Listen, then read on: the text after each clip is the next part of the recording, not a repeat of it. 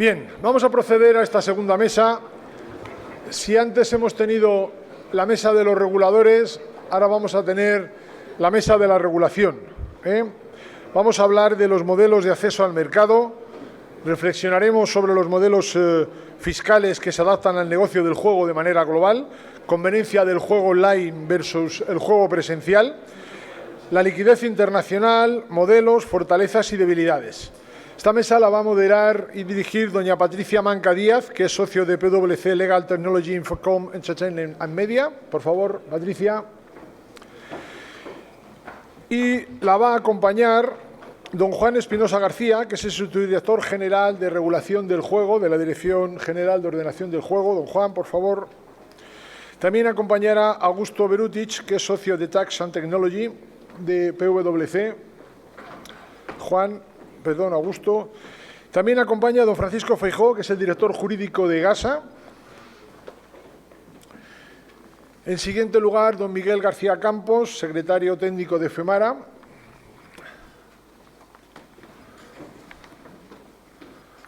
Luego, don Alberto Palomar, magistrado experto en Derecho Deportivo.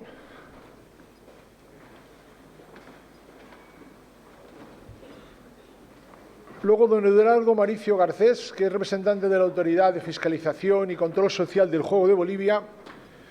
Y, por último, don Fernando Prats Báñez, que es director general de Ordenación y Gestión del Juego de la Consejería de Hacienda de la Comunidad de Madrid. Don Fernando.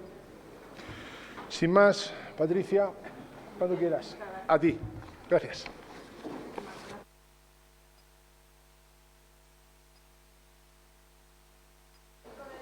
Tengo muchos temas que hablar y no hay tanto tiempo. No se oye.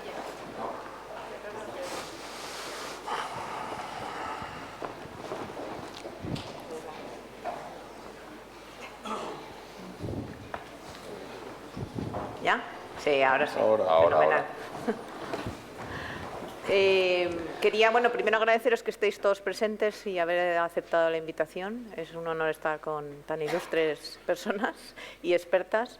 Tenemos muchos temas que tratar, entonces mi planteamiento es: yo os lanzo temas, preguntas y intentamos que sea un debate para que todos podamos participar, y luego pues hará un turno de preguntas, ¿de acuerdo? Como primer bloque, quería un poco plantearos lo que es, dentro del marco de lo que es la regulación, el concepto de regulación del juego como actividad económica, ¿no? y como actividad regulada, ¿no? Entonces, bajo vuestro punto de vista, ¿cuál debería ser, digamos, los focos de una regulación que fuera eficiente en este sector, en términos de flexibilidad, en términos de control, en términos de protección? Os lanzo la pregunta. Juan. Bueno, pues si quieres, rompo yo el hielo con todo gusto. Permíteme antes sumarme a los agradecimientos y a las felicitaciones por la organización de la cumbre. La verdad es que es un placer poder participar, y en particular en esta mesa. Patricia, muchas gracias a ti también por la invitación. Bueno, yo creo que la pregunta es una pregunta que encierra o permite una aproximación bastante amplia, porque ¿qué es un modelo eficiente? Pero la eficiencia la puede uno mirar desde muchas maneras, incluso relacionarla o no con la eficacia del modelo. Partiendo de lo que tú has dicho, de que el juego es una actividad económica, yo creo que hay distintos modelos o distintas maneras de aproximarse a la regulación del juego. Sí que es verdad que quizá, y esto está totalmente reconocido, está totalmente regulado, si me permitís la gracieta, quizá en otros ámbitos no es tan evidente o tan intensa la necesidad de intervención pública como pueda ser en este, ¿no? En atención a superiores razones de interés general que todos conocemos, que nuestra propia ley, entre otras muchísimas, consagra en sus preceptos, como puede ser pues, la salud pública, el orden público, la protección de determinados colectivos, como puedan ser menores, gente con problemas de acceso al juego, la lucha contra el blanqueo de capitales, no necesariamente todas ellas en este orden de importancia. En fin, lo que está claro es que los poderes públicos en las distintas jurisdicciones se garantizan un cierto margen de intervención, y esa intervención es la que hay que compatibilizar con la eficiencia en el mercado del juego, y es aquí donde está quizá pues la letra chica o la parte de arte de esta ciencia. Si nos centramos en sistemas, o el más abierto si queréis posible, porque bueno, dejando de lado que puede haber también sistemas en atención a esta consagración de la potestad para intervenir públicamente en este sector, puede haber sistemas muy intervencionistas, muy restrictivos de la actividad económica en cuanto al número de operadores, un sistema de monopolio, un sistema de números clausus. Si nos centramos en un sistema de números apertus, sí que los elementos quizá clave para conjugar la eficiencia del mercado, la eficiencia de la regulación con una eficacia en la consecución de esos objetivos de interés general serían, en mi opinión, por intentar sistematizar, y se puede profundizar en cualquiera de ellos, primero el acertar con el régimen de acceso, y cuando digo acertar es permitir que ese régimen garantice o obtener de él todas las garantías que como reguladores perseguimos de cara a la capacidad, la solvencia, la buena disposición o intenciones de los operadores, la falta de mácula, pero también la protección de los jugadores, etcétera, con minimizar pues, lo que pueden ser las cargas o restricciones que se le pueden poner a los mismos operadores. Nosotros, pues bueno, en nuestra propia regulación hay ejemplos en los que esa dualidad pues se ha intentado compatibilizar siempre con un resultado que, como el impacto de las leyes en el mundo real y en los mercados hay que verlo dinámicamente, pues que a partir de ahora quizá podemos empezar a analizar, pero en el ajuste fino, pero sí que se nota esa voluntad de compatibilizar, ¿no? En el sistema de acceso, pues la doble licencia, por ejemplo. Lo segundo que hace falta también es garantizar un sistema de control. En opinión de un regulador del juego, es una actividad que debe estar controlada en atención a esas finalidades de interés general a las que ya he eludido 2 veces y prometo no eludir más el resto de mi intervención. Por tanto, hay que diseñar un sistema de control que sea robusto, que también minimice el coste para los operadores, dentro de que garantice las finalidades de interés general. Y luego hay que permitir un ejercicio de la actividad que en primer lugar sea plausible y que sea suficientemente refrendatario de la consideración de que esto es una actividad económica regulada y legalizada frente a lo mejor la actividad económica análoga no regulada. Y aquí pues evidentemente que hay elementos muy importantes para la operativa de los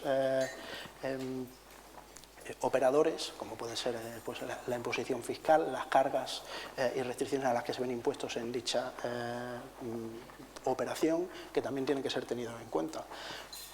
Yo creo que estos elementos son indispensables en mayor o menor medida.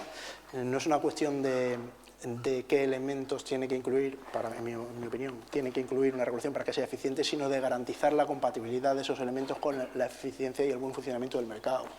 Y en principio lo dejo aquí para que mis compañeros me corrijan. Alberto, ¿tienes alguna...? Yo empiezo también dando las gracias por esta amable invitación. Yo solamente he dedicado alguna parte de mi vida a estudiar legislación y, por tanto, soy el único que no está en el sector y que solo tiene planteamientos teóricos, ¿no? A ver, yo personalmente creo que la transición de una actividad prohibida, como no hace mucho todavía, que era el juego en España, a una actividad económica pura, ni en España ni en Europa se ha hecho, digamos, abiertamente. Yo comparto lo que ha dicho Juan en relación con el alcance de la regulación, pero yo sigo pensando que al día de hoy la intervención pública puede ser repensada, no en el acceso, yo creo que hay demasiada regulación, fruto, entre otras cosas, de que esta es una actividad económica que la Unión Europea sigue diciendo que es territorial, es decir, frente a la libertad de servicio, frente a todo tipo de apertura en el área económica, aquí han podido más los factores a proteger, que no sé si siempre se protegen desde un punto de vista territorial más que desde un punto de vista comunitario, pero eso es un paréntesis que hago, pero a mí me parece que este sector le falta o le sobra, por decirlo de alguna forma, el peso de su origen y que por tanto no es una actividad económica y que podría avanzar más en términos de actividad económica. A mí, si hay alguna cosa que me gusta o si hay cosas que me gustan de la ley actual, por ejemplo, en materia online del Estado, es que no opte por un sistema cerrado ni de números clausus, sino que hablemos de habilitación o de que los operadores que lleguen a un cupo de responsabilidad y de honorabilidad de las empresas y de las exigencias técnicas y financieras para participar puedan estar. Pero yo creo que en el fondo de todo esto hay todavía una transición por hacer. Yo insisto que no estoy muy seguro de que esa transición se haya hecho. Yo sigo pensando, dediqué unas horas a recopilar la normativa del juego y nos salió a Rafael y a mí un tomo así y un disquete, tal, no sé qué, lo cual demuestra, y no estoy muy seguro. Tal. Es verdad también que en el caso español, que yo cuando entraba en la sala oía esto de algunos diciendo hay que copiar el modelo español o hay que seguir el modelo español. Será en el online, porque en todo lo demás casi mejor que no sigamos nada, ¿no? Es decir, que si lo que se trata es de seguir el modelo online, bueno, yo eso puedo discutirlo porque a mí esa ley no me parece que sea, en fin, me parece una ley hecha desde una concepción y con un título competencial a veces complejo, pero hecha con la intención de recuperar el mercado y la actividad económica. Pero yo creo que una de las cosas que habría que intentar evitar, si se quiere ir a una regulación eficiente, es el fraccionamiento monstruoso de la legislación española, todo el mundo publicando una orden, un decreto sobre el grosor de las cartas en el juego presencial y sobre el tamaño de los dados y el color en el que se pintan. Es decir, a mí me parece que esa es una regulación que no nos ha llevado a nada desde el punto de vista de empresa ni de actividad económica. Yo que participé en alguna parte de la elaboración de la ley del juego, descubrí que eran los operadores los que le decían al Estado, yo no sé si usted tiene título o no, pero por favor hágalo, porque el gran problema era evitar el fraccionamiento de esta actividad, que yo creo que es uno de los lastres, si hablamos de juego presencial, pero si en esta dicotomía de convergencia, hombre, la primera cosa que habría que intentar converger por algún lado es en bajar el peso del fraccionamiento de los mercados. Hemos aislado los mercados y claro, cuando tú haces mercados territoriales y mercados complejos, pues luego tienes algunas dificultades. Es verdad que hay muchas normas difíciles, la convergencia del juego físico con la actividad urbanística, con la actividad ambiental, con las actividades clasificadas. O sea, yo todo eso lo entiendo perfectamente, pero si lo ves un poco desde fuera y dices, a ver, ¿qué le ocurre a este sector en global? Pues hombre, yo creo que, por ejemplo, ha evolucionado más la ley del juego online que todo el resto del juego presencial, en el sentido de actividad económica, de libertad, de seguridad, porque si hoy le preguntamos a cualquier operador cómo se opera en España en el juego presencial, se vuelve loco, ¿no? Es decir, dice, depende dónde y en qué y cómo y con qué características. Por tanto, yo creo que para ser eficientes habría que avanzar. Yo sé que la Dirección General trabaja en lo de la unidad de mercado, a lo mejor por esa vía conseguimos alguna cierta aproximación de mercados y de legislaciones. Pero yo creo que habría que intentar que el mercado no fuera tan fraccionado, por lo menos al nivel en el que, respetando, por ejemplo, el tema de las licencias, pero no siempre manteniéndolo en otras cosas técnicas que se podrían normalizar, si se me admite la expresión, y generalizar para que el mercado se dejara de fraccionar. A Fernando, por alusiones. Gracias, Patricia. Casi por alusiones, como regulador del juego presencial, pues quería seguir con la intervención de Alberto Palomar. A ver, yo quería partir de una cuestión básica. Hasta hoy, que yo sepa, en ningún lugar del mundo el juego es una actividad económica absolutamente desregulada. Por tanto, esa es una constatación, no sé si está bien o está mal, pero así es, que yo sepa, en todo el mundo y desde luego en los países desarrollados, en todos. Venimos de donde venimos, y en España no hace mucho tiempo, pero en la mayoría de los países también, es decir, no hace más allá de 30 años, el juego era una actividad penalizada.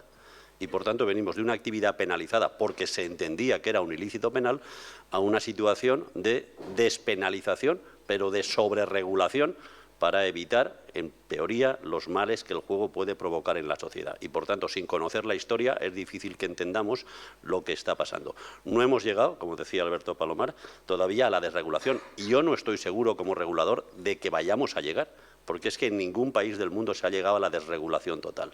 De hecho, en la Unión Europea donde prácticamente no hay ninguna norma, no hay ninguna directiva sobre juego, y algún pronunciamiento del Parlamento ha llegado a decir que sería deseable, pero que al final son los Estados, los titulares del orden público, los que van a regular el juego. Así pasa, entre otras, con la directiva del IVA, donde se dice todo esto está muy bien, pero el juego por su lado. Por tanto, ¿dónde estamos? En una actividad donde los poderes públicos de la mayoría de los países desarrollados, no quiero decir todos porque no sé si son todos, pero creo que sí, entienden que hay un elemento de orden público que hay que proteger y, por tanto, estamos en una actividad muy regulada, o poco regulada, o bastante regulada, y en algunos países todavía en una actividad prohibida. Bien. Y esa es una constatación que yo creo que en el corto plazo no va a cambiar. Bien.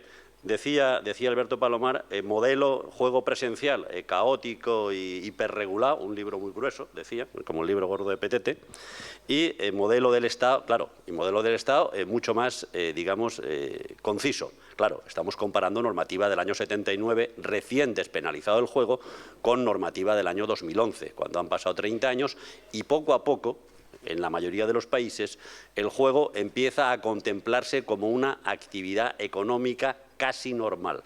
Me perdonan ustedes la expresión casi normal, donde la intervención coactiva del poder público va paulatinamente disminuyendo, y eso se tiene que notar. ¿Qué pasó en el año 79 con la legislación estatal de lo que somos herederos todas las comunidades autónomas que regulamos hoy el juego presencial? Pues pasó que la regulación era total. Las condiciones del juego, lo que se podía hacer, lo que no se podía hacer, hasta cómo tenían que vestir. Y ojo, que no todas las normas son absurdas. Por ejemplo, hay normas pues, que nos pueden parecer chocantes. Por ejemplo, que el póker se da por la mano derecha, pero se da por orden. Bueno, en la mayoría de las plataformas de juego online resulta que se da por la izquierda, pero se da por orden. O sea, el croupier no decide a quién le da las cartas en cada momento. Y posiblemente esa es una norma. ¿Tiene sentido? Bueno, no lo sé. Intenta proteger al jugador porque algunos croupiers son muy habilidosos con las manos. Bien, por ejemplo, hay otra norma. Los croupiers de las mesas de juego no pueden tener bolsillos en los pantalones. Bueno, pues ¿será absurdo o no será absurdo? Yo no lo sé, pero es obvio que evita la tentación de quedarse con algunas fichas. Es obvio. Bien. En ese estado de cosas, la normativa del año 79 de la que somos herederos en España, todo el juego presencial, era una normativa meticulosa hasta el extremo. Y, por tanto, era una normativa, además, con un rango muy alto. Había una ley de juego y el resto estaba en niveles de decreto que aprueba el Consejo de Gobierno. Y ahí se acababa la historia. Naturalmente, cualquier cambio en esa normativa era costosísimo, porque tiene que tramitarse un decreto de Consejo de Gobierno para cambiar cualquier minucia de la regulación de cualquier juego. Prácticamente las administraciones públicas regulábamos el juego que los operadores podían practicar, con lo cual casi nos convertíamos en empresarios. También es verdad que como cobrábamos un impuesto altísimo, pues éramos copartícipes también en las ganancias. O sea que efectivamente éramos casi, digamos, socios de los operadores de juego. Bien, el juego poco a poco, al menos en España y en muchos países occidentales, ha ido perdiendo esa carga negativa. No la ha perdido del todo, eso hay que ser conscientes.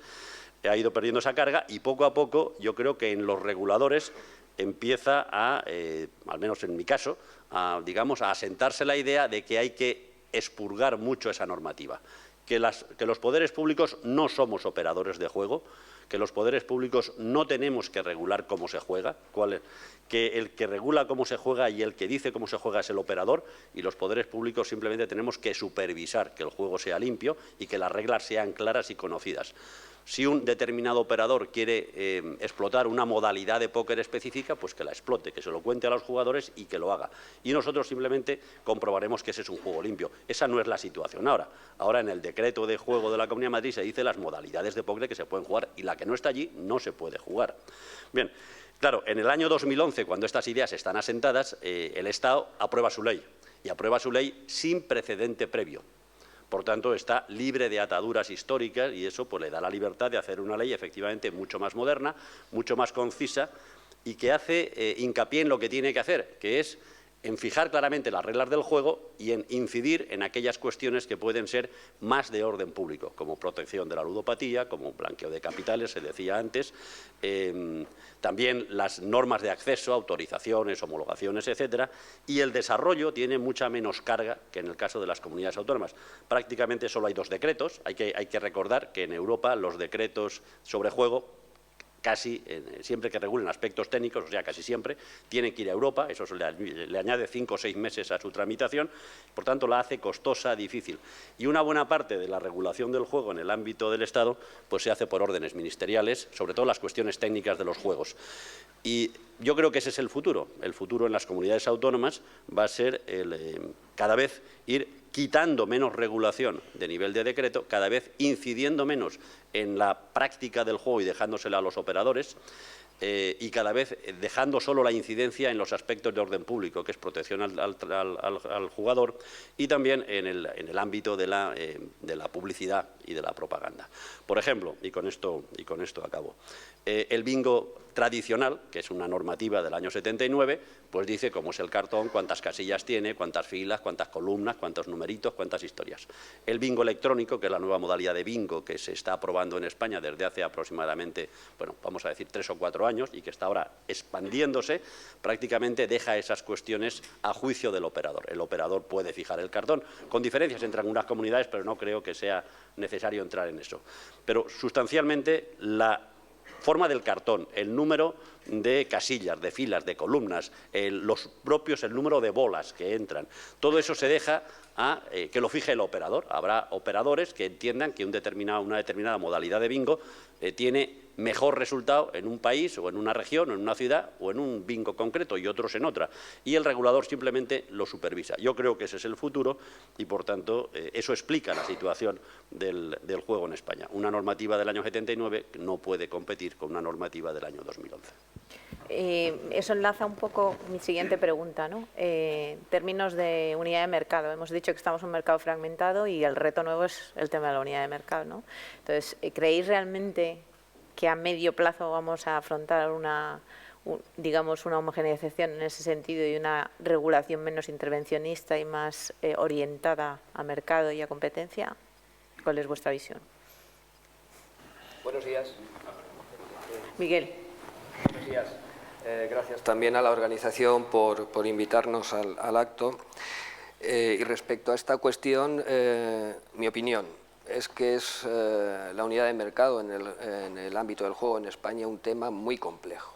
Muy complejo porque no hay que olvidar que la competencia exclusiva en materia de juego presencial radica en las comunidades autónomas y no porque así lo tengan exclusivamente contemplado sus estatutos de autonomía, sino porque, que es una ley orgánica, como todos sabemos, que no tiene un mayor rango que las leyes ordinarias, sino porque existe lo que se denomina el bloque de la constitucionalidad. Y este bloque de la constitucionalidad, que lo conforman un conjunto de leyes orgánicas, ha establecido estas competencias a las comunidades autónomas de las que no se les puede desapoderar mediante una ley de unidad de mercado. ¿Cuál podría ser la solución? Pues la solución tiene que ser una convergencia voluntaria o una modificación normativa. No hay otra solución. No existe en este momento, dado ese bloque de la constitucionalidad a la que hago referencia, la posibilidad de que el Estado imponga la aplicación de la ley de unidad de mercado en lo que afecta al sector del juego presencial en España. Soluciones, estas dos que apunto.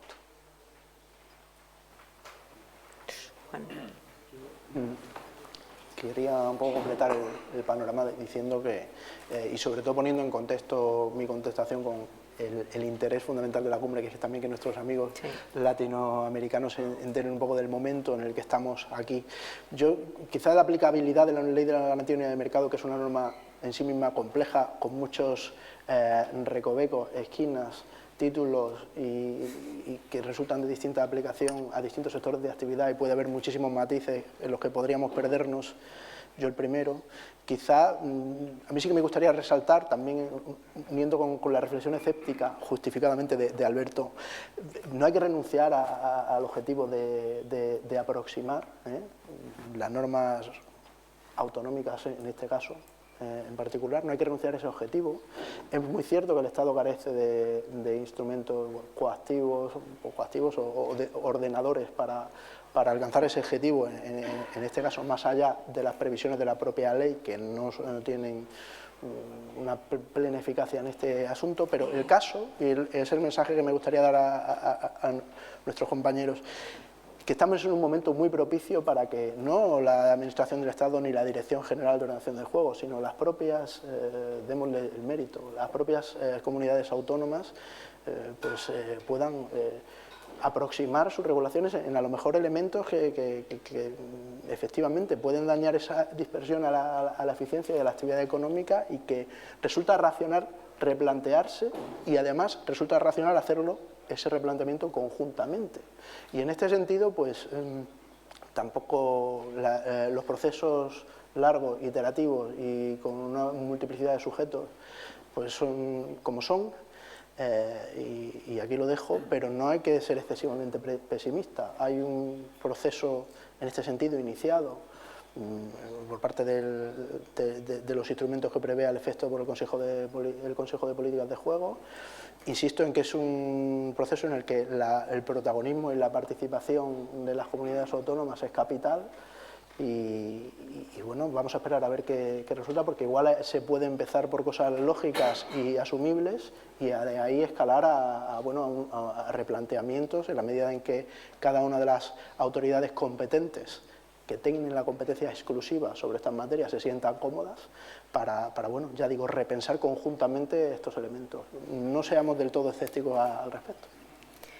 Dejas, añadiría una cosa. Yo creo que la ley de unidad de mercado tiene dos tipos de problemas. Un problema teórico de la propia ley y un problema práctico aplicable al juego.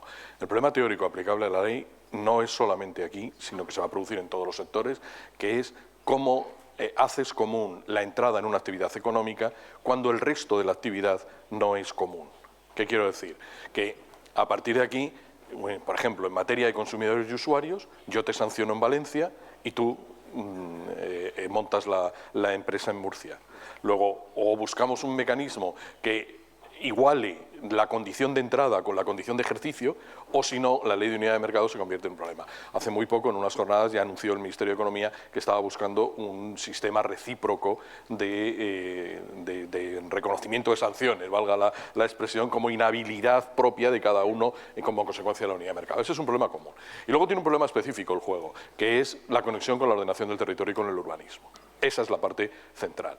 Entonces, claro, lo que es bastante difícil es hacer convergencia normativa sobre la base de títulos de actividades económicas, como es el juego, cuando ese juego está ligado a actividades presenciales o a licencias presenciales, que además están fuera de la ley de unidad de mercado.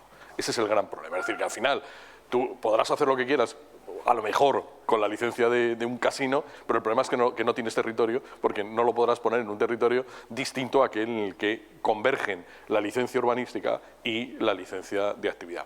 Y yo creo que en ese punto, la única cosa que, enlazando con lo que decía Fernando, yo creo que donde sí puede haber una convergencia es en lo que no es actividad, sino requisitos técnicos. Y ya nos quitaríamos mucho de en medio. Es decir, si fuéramos capaces de conseguir la diferencia entre el regulador o la regulación, la intensidad de la regulación centrada en operadores y control de la actividad y régimen sancionador, y de eso separáramos la parte relativa a los requisitos técnicos del juego y los liberalizáramos en favor de los operadores o de quien sea, ¿no?, o a lo mejor de la ley de consumidores o de quien sea, entre comillas, yo creo que con eso ganaríamos ya una parte de clarificación de un modelo que si no es confuso. Hablamos de un poco de convergencia, hablando de convergencia, ¿no? Me gustaría un poco que me dierais vuestra visión, si a lo mejor una premisa básica, ¿no? Si cuando hablamos de online y hablamos de presencial y hablamos de remoto, si realmente consideramos que estamos ante un modelo de negocio totalmente diferente, o si estamos hablando de canales de distribución más que de modelos de negocio diferente. Y un poco enlazando con eso, si creemos que realmente tiene que haber un tratamiento jurídico diferente en cada uno de los canales. Bueno, yo, Francisco. bueno, también agradecer a la organización que me hayan invitado. Yo, como sabes, Patricia, soy no advenedizo al sector, pero no llevo muchos meses, ¿no? Y quizás esa juventud en el sector me da la oportunidad de ver el marco normativo, digamos, sin toxicidad, ¿vale?, con cierta objetividad, ¿no? Por supuesto, cuando llegué al sector me llamó mucho la amalgama normativa que había, bien explicada por Fernando, ¿no?, es decir, por lo menos en su naturaleza, ¿no?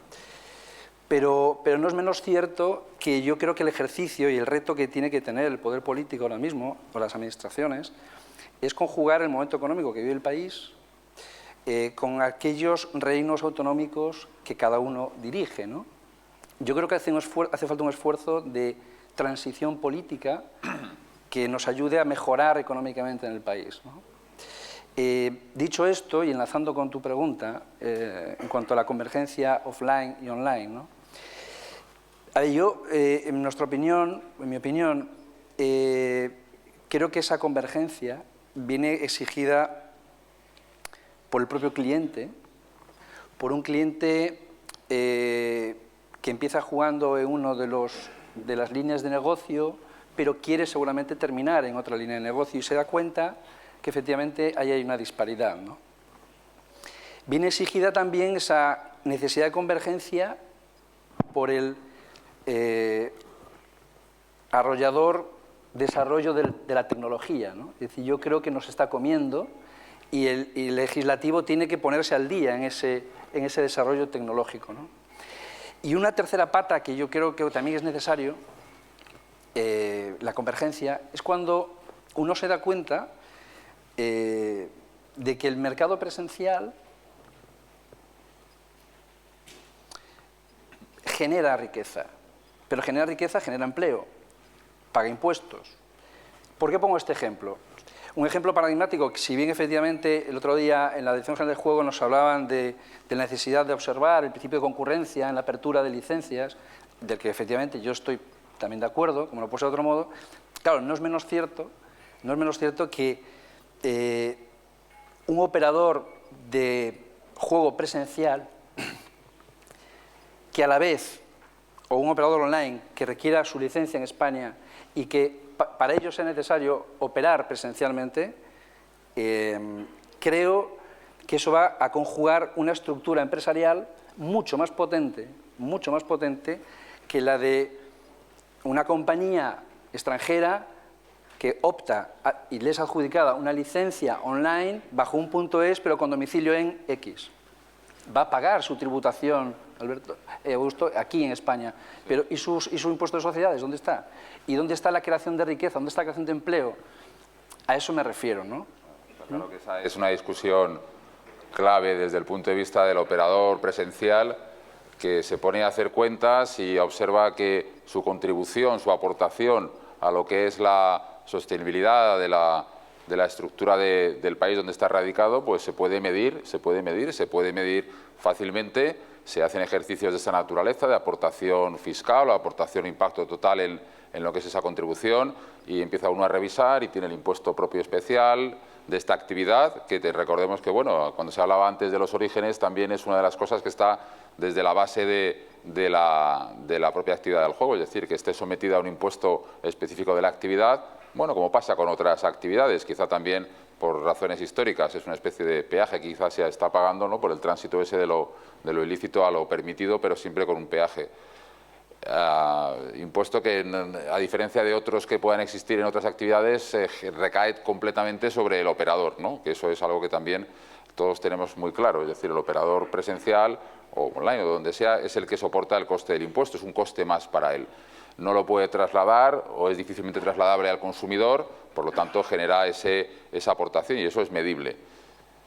Evidentemente, lo digital está aquí, todos lo sabemos, y está para quedarse. Los modelos de negocio basados en el comercio online están, lo podemos decir todos y todos lo conocemos, destrozando, devastando otros modelos de negocio tradicionales, que tienen que reaccionar. Es decir, no vale, creo yo, que el discurso de es que vienen desde fuera y venden en el patio de mi casa, bueno, está ahí, pero eso pasa en el juego o pasa en todo, ¿no?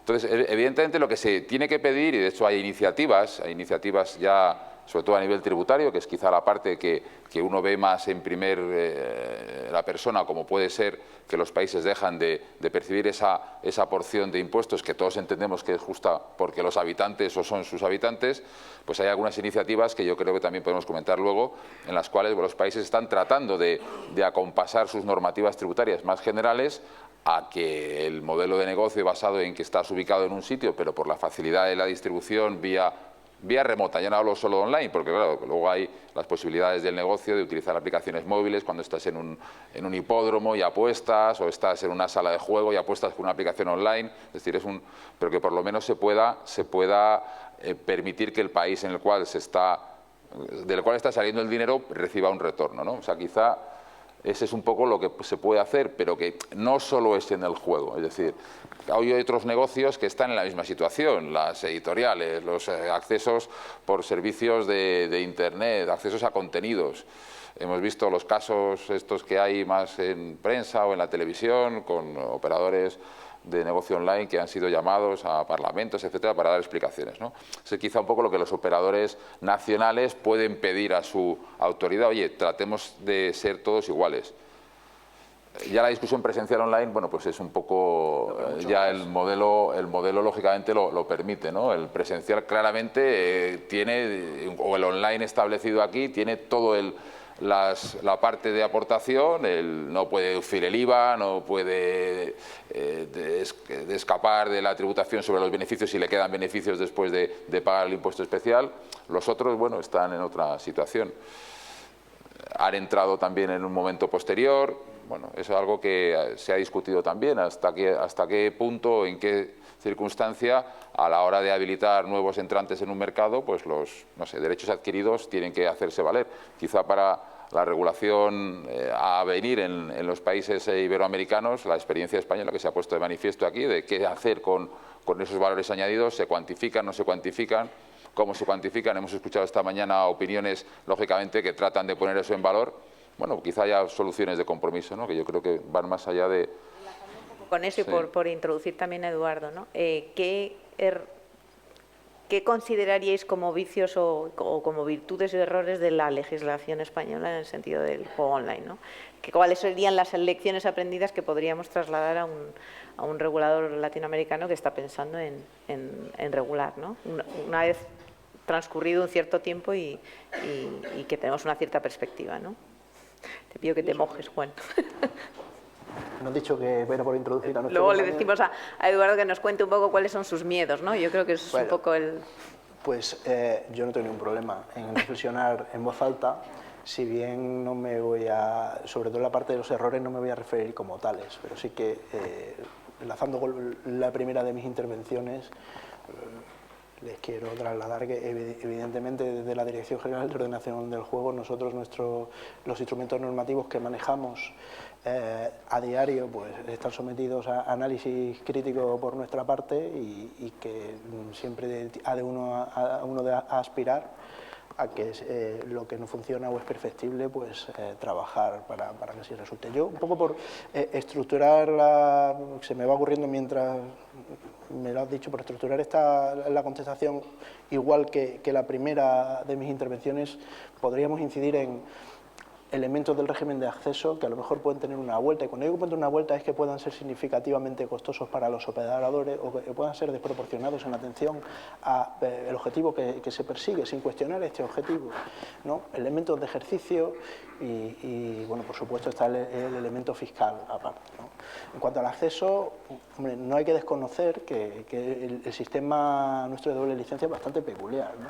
Yo antes de nada digo que a mí en particular, en los 10 meses que llevo en la Dirección General, no me parece percibir, y ha sido una sorpresa positiva que me he llevado, no me ha parecido percibir que el establecimiento o la existencia de este sistema, que ahora apunto mínimamente, haya configurado de una manera devastadoramente negativa el mercado. Para mi sorpresa, sin perjuicio del coste que pueda tener para los operadores y de que estaba pensado y está pensado con cierta idea, yo creo que ha funcionado bastante bien, pero qué duda cabe de que el hecho de que haya una licencia general con una ventana de oportunidad muy concreta que es sujeta a la convocatoria de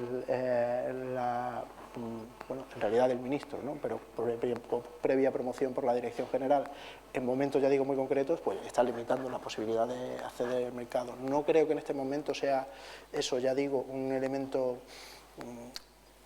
al que culpar o al que achacar una especie de una particular falta de potencial dinamizador, pero sí que es verdad que es una restricción. Es cierto que está pensado ese sistema para intentar deslindar pues, cuáles son los elementos en los que hay que fijarse y que hay que controlar de un operador que desarrolle integralmente una actividad de juego y tenga que tener unos elementos comunes a toda su operativa, que es una licencia general, y unos elementos específicos, unas especificidades más bien relativas a cada uno de los tipos de juego que viene desarrollando. Desde este punto de vista, el modelo es racional, pero... Y en cuestión de ejercicio yo sí que diría que sin precisar, sin ser excesivamente preciso, pero sí que quería trasladaros que a nosotros nos preocupan las cargas que imponemos en los operadores pues a la hora de desarrollar sus obligaciones, que son obligaciones de tracto sucesivo, de control, cuando hay un cambio en una gestión de un cambio sustancial, pues nosotros tenemos... que esto lo que consiste es que cambien las condiciones de prestación de un determinado juego a otro tipo de condiciones. Nosotros tenemos una especial preocupación por intentar pues, ser lo más dinámicos, lo más flexibles posible. Somos conscientes de que el time to market es importante y la verdad que nos preocuparía, no es una percepción particular, no digo porque sea algo que...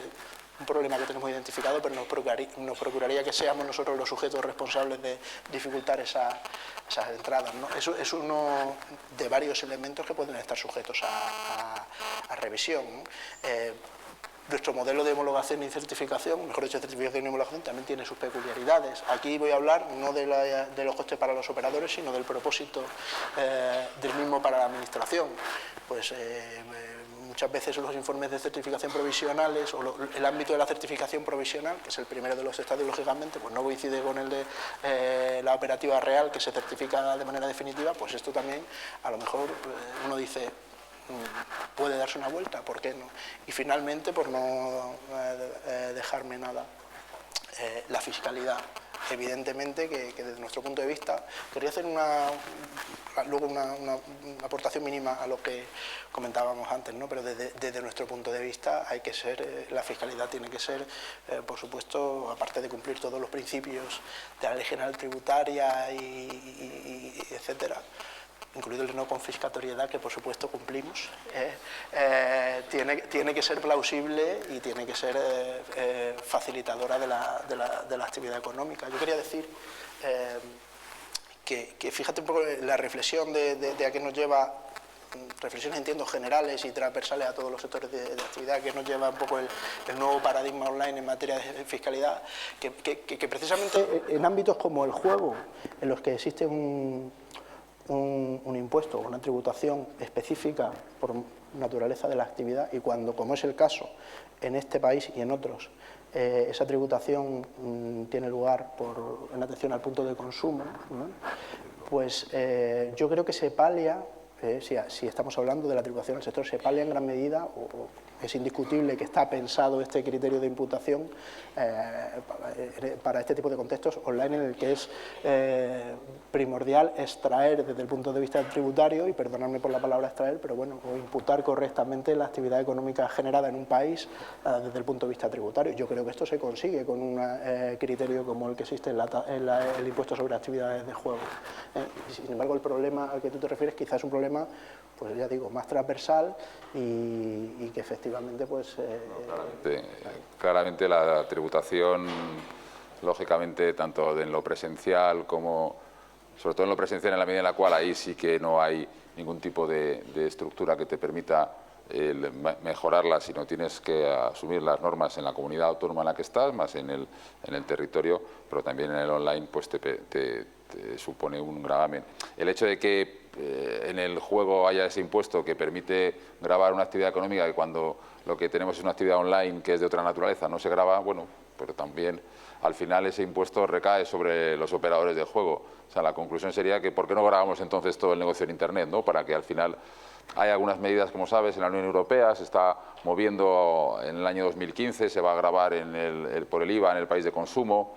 Hay cosas que se mueven en ese sentido, ¿no? Los países tratan de reaccionar a la deslocalización de negocios y de empresas. Pero yo quería hacer una reflexión que yo creo que también nos ubica en cuanto a la tributación o al manejo de la tributación, ¿no? Para la forma de verlo, y no solo propia. Hemos visto ejemplos, ¿no? En recientes y algunos en curso de utilización de lo que es la actividad de juego como polo de atracción de inversiones alrededor de que inversión inmobiliaria, turística, etcétera, a la cual se trata de beneficiar con tributación favorable, y no solo en el ámbito de la tributación propia del juego, sino incluso en otros impuestos. Es decir, es un poco romper una lanza a favor de esa idea de que el juego siempre es una actividad que, bueno, tiene que tener algún tipo de cuestión encima, pero que a veces también se utiliza como punta de lanza para privilegiar o atraer, y en algunos de los países que aquí que estamos representados, pues se están llevando a cabo proyectos, o de hecho existen esos proyectos, ¿no? Simplemente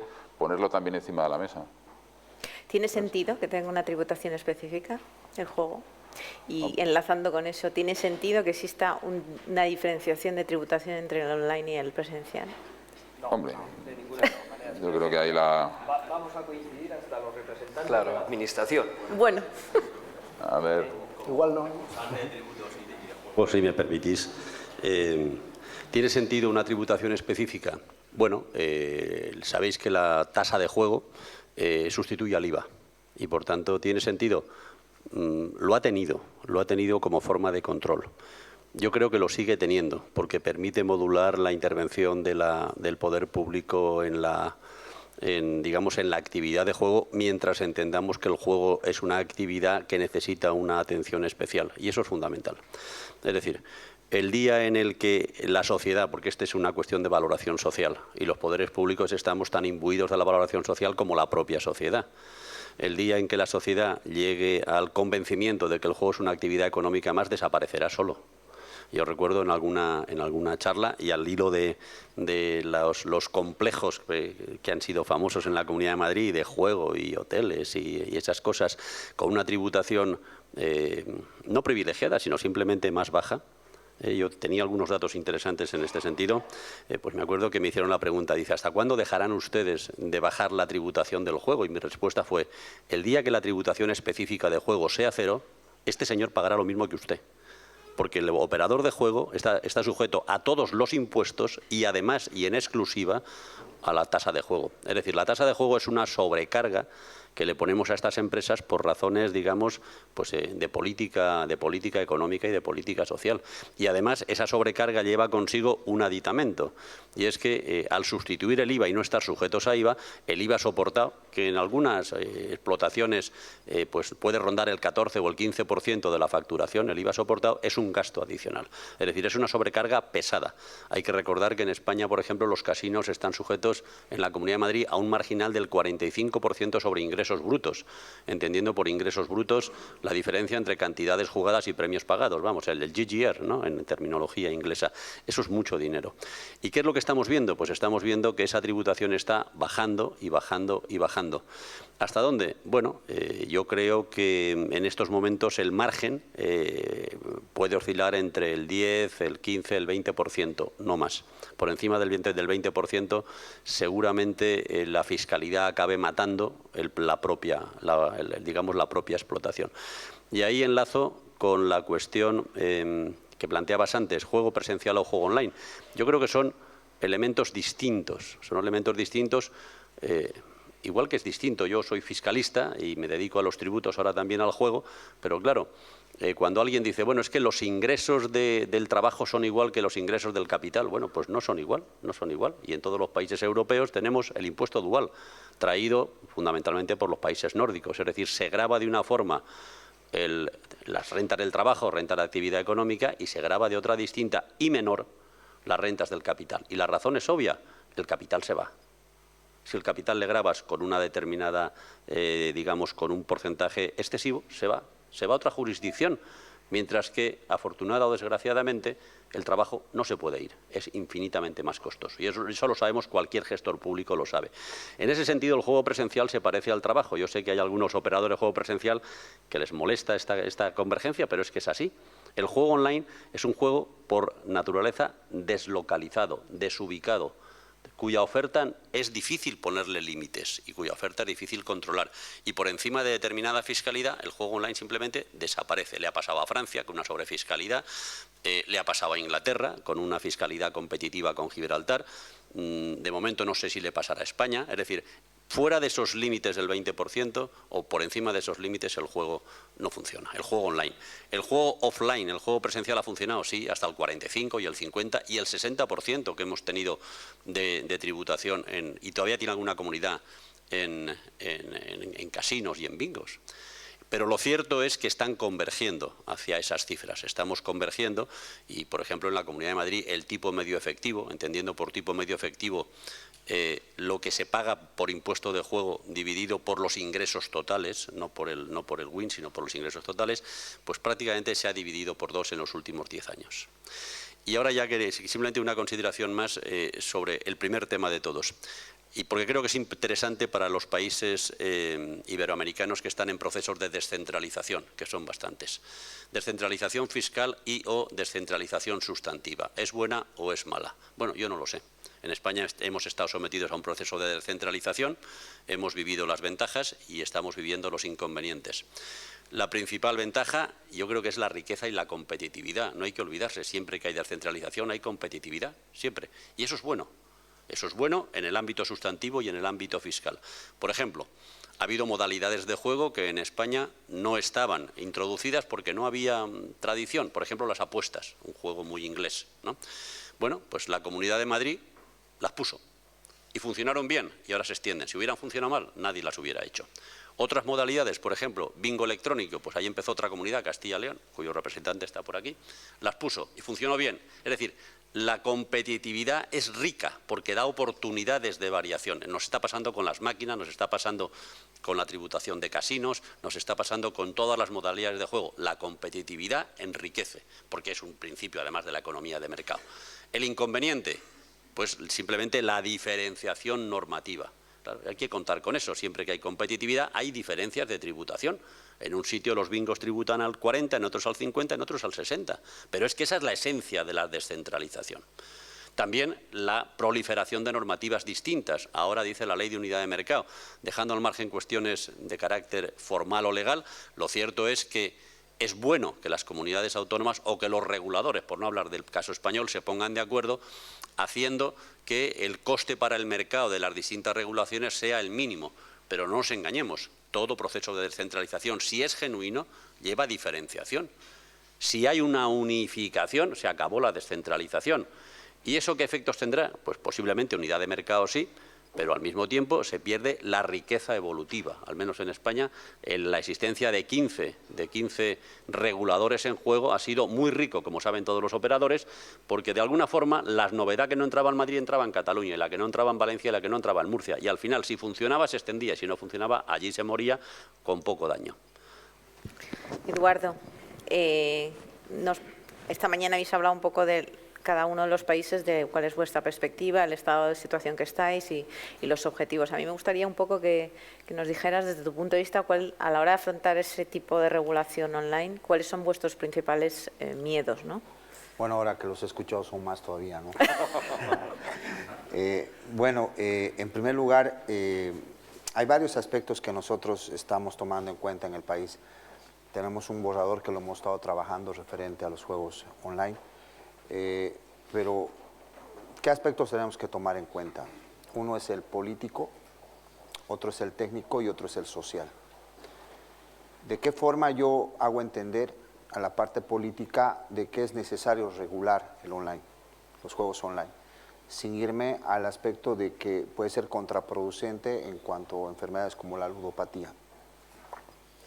¿No? Es importante ver ese aspecto, ¿no? Y para eso justamente se está haciendo un análisis referente a eso.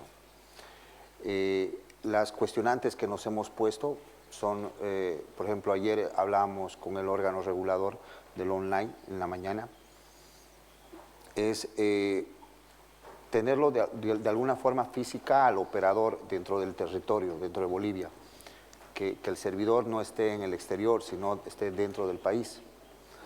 Eso nos da un poco más de confianza para que nosotros podamos controlarlo y fiscalizarlo de una forma más adecuada. O como decía, ¿no?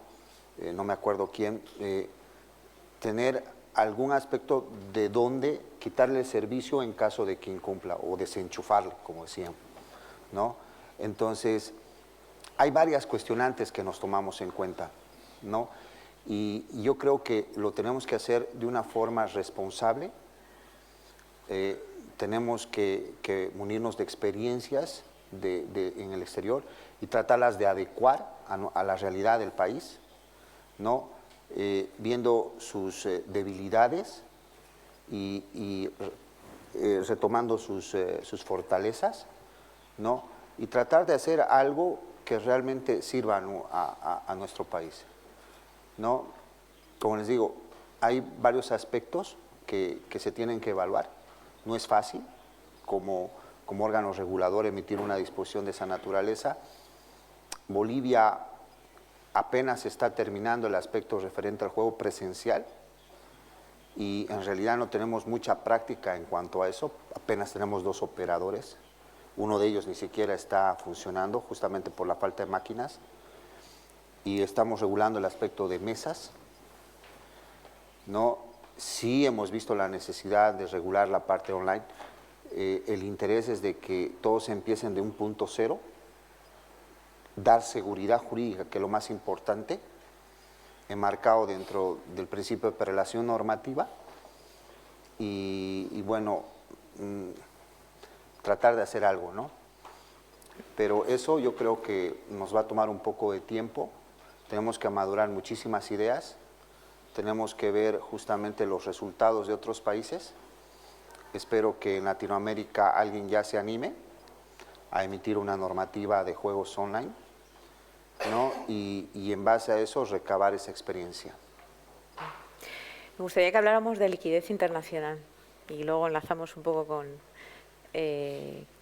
cuál es vuestra opinión, cuáles son las principales barreras, cuál es vuestra visión sobre si debería darse, no debería darse, cuáles deberían ser los principales controles o riesgos a asumir, ¿no? ¿Quienes queráis? Alberto, tu opinión. Bueno, yo creo que en estos momentos la gran dificultad de la ordenación del juego, desde todos los puntos de vista, es su concepción territorial.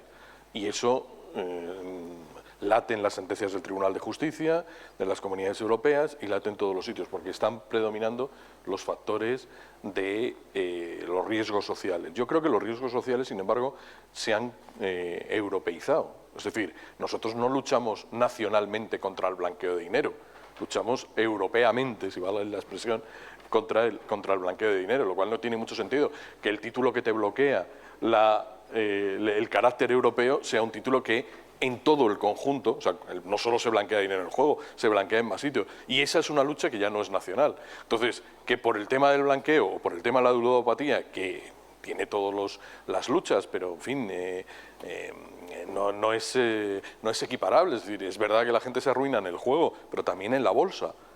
Y sin embargo no hacemos nada para prevenir al loco que juega demasiado en bolsa. Es decir, que a mí me parece que hay que tener cuidado, las normativas tienen que estar, el juego responsable es sin duda un elemento que tiene que avanzar, pero a mí me parece que a veces la propia jurisprudencia comunitaria debería de plantearse si tiene tanto sentido seguir territorializando una lucha cuyos riesgos ya no son territoriales y cuya lucha ya no es compromiso de uno de los estados, sino del conjunto. Entonces, a mí me parece que ahí se ha producido una asimetría que no tiene mucho sentido, porque al final, si hay un problema de blanqueo, tú no vas a luchar contra el blanqueo con medios nacionales, sino que vas a hacerlo con la Interpol y vas a hacerlo con un conjunto de actividades policiales y tal, todas públicas y todas nucleadas en torno a un contexto público. Ahora, ¿cómo dar el paso a esa actividad con juego presencial o con juego tal? Bueno, yo creo que uno de los elementos que queda ahí yo nunca he visto clara la transición entre la protección comunitaria de los consumidores y la exclusión de los consumidores de la normativa del juego, diciendo, oiga, protejan ustedes a sus consumidores. A mí me parece que todos son consumidores y esta exclusión sectorial yo nunca la he visto clara, a lo mejor tiene algún cierto sentido, pero yo creo que todo esto que siempre hacemos y el juego arréglelo usted, no te conduce a que el proceso sea un proceso de normalización. Es decir, ni el blanqueo es normal, es europeo, ni el conjunto de estas actividades tienen unos componentes europeos que se podrían utilizar, yo hablo de Europa por decir una legislación común, y no acabo de ver por qué este usuario es un usuario que, digamos, tiene mecanismos específicos. Oiga, pues tan usuario como de otras cosas, lo cual no quiere decir que usted luego sustantivamente rellene una legislación global con un aspecto sectorial, pero eso nos pasa en prácticamente todo, ¿no? Juan, ¿querías decir algo? No, había hecho el signo de así, pero es que se me ha parado el reloj, ¿eh? Alberto, no era que pararas tú, es que se me ha parado el reloj, me ha advertido aquí, compañero. Yo, bueno, sobre liquidez, la verdad es que yo hablo desde la falta de experiencia comparada con otros copanelistas, ¿no? Porque, bueno, si le quitamos el apelativo de internacional, pues no de otra cosa se trata, pues las iniciativas, entiendo yo, de interconexión que a nivel autonómico, por ejemplo, se están desarrollando, ¿no? El bingo u otros elementos, ¿no? En todo caso, cuando hablamos de liquidez internacional y particularmente aplicada al entorno online, pues cuando se plantea desde un punto de vista de mercado esta situación o esta posibilidad, pues hombre, en aquellos mercados o en aquellos juegos, si queréis, en los que la masa natural del mercado regulado, en este caso los consumidores o jugadores del ámbito territorial nacional español, pues no son suficientes para generar un atractivo o un valor económico operativo o suficientemente atractivo o competitivo al juego. Esto es muy común en los juegos de red, en los juegos mutuos y en los juegos en los que el operador es un mero intermediario en la transacción entre los dos puntos de la apuesta, como pueden ser las futuras apuestas cruzadas. Aquí hay una externalidad de red, hay una necesidad de escala para que sea atractivo. Y si no, pues el negocio no solo podemos discutir, o el juego no solo podemos discutir si irá mejor o peor, sino que está en serio riesgo de ser inoperante. Ejemplos comparados tenemos algunos, ¿no? En algún país vecino y el póker, los problemas que están teniendo. El póker más o menos es compartido, pues se vincula bastante a esta demanda de liquidez internacional, pues porque bueno, al final las salas no tienen gente y esto pues tiene otra serie de derivadas desde el punto de vista regulatorio y por supuesto desde el punto de vista de la salud del mercado. Por tanto, es un instrumento a considerar muy seriamente, siempre ponderando cuáles pueden ser los riesgos derivados de incurrir en tal esquema. Hay varios modelos, uno bilateral que puede ser multilateral, pero con jurisdicciones concretas con nombre y apellido, tipo, si me lo permites y a falta de que me corrijas tú, Fernando, pues las iniciativas autonómicas mediante convenios, etcétera, y hay otro modelo, que es decir, yo como jurisdicción española en este caso, pues permito a mis jugadores jugar con operadores de cualquier otro ámbito territorial o .com, lo que sea, siempre sujeto a determinadas reglas. ¿Qué preocupaciones hay? Una puede ser el blanqueo de capitales. Con esto hay que ser muy preciso, porque bueno, esta traslación automática entre, yo coincido, Alberto, juego blanqueo de capitales, juego online, problemón en blanco de capitales, hay que desarrollarla un poco más pausadamente, ¿no? para ver exactamente dónde están los riesgos. Un sistema como el español, en el que la identificación del jugador es plena, que la trazabilidad es absoluta, pues elimina bastante el riesgo de blanqueo de capitales, ¿no? Otro tipo de cuestión, efectivamente, la protección, si es que esto nos ha de preocupar, que el nivel de protección al jugador sea análogo en ambas partes de la red. Hombre, esto es una cosa óptima y deseable. Si lo imbricas en la en la concepción comunitaria de consumidores europeos, pues mucho más relevante, pero en principio pues los consumidores españoles están protegidos. La imputación fiscal de los flujos también pues es una cuestión a estudiar, ¿no? Y bueno, este tipo de cosas son las que cabe considerar. De hecho, nosotros, el público que lo estamos estudiando, y que bueno, también es decir que nosotros tenemos una herramienta importante en el hecho de que los operadores de red que actúan en España tienen que ser licenciatarios nuestros y por tanto son controlables. En fin, yo creo que es un tema difícil, pero que merece la pena ser explorado y en ello andamos. Fernando.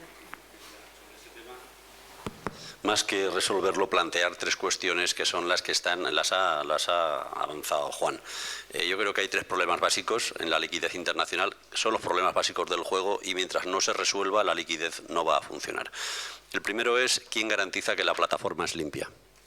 Esa es una cuestión importante. Todos sabemos que la informática permite todo.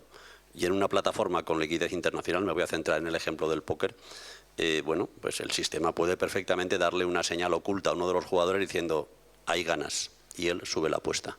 ¿Y quién dice que eso es limpio? Y ese es un problema. Segundo problema, ¿dónde se pagan los impuestos? Es otro problema, claro. ¿Y quién los cobra? Y el tercer problema básicamente es quién protege a los consumidores.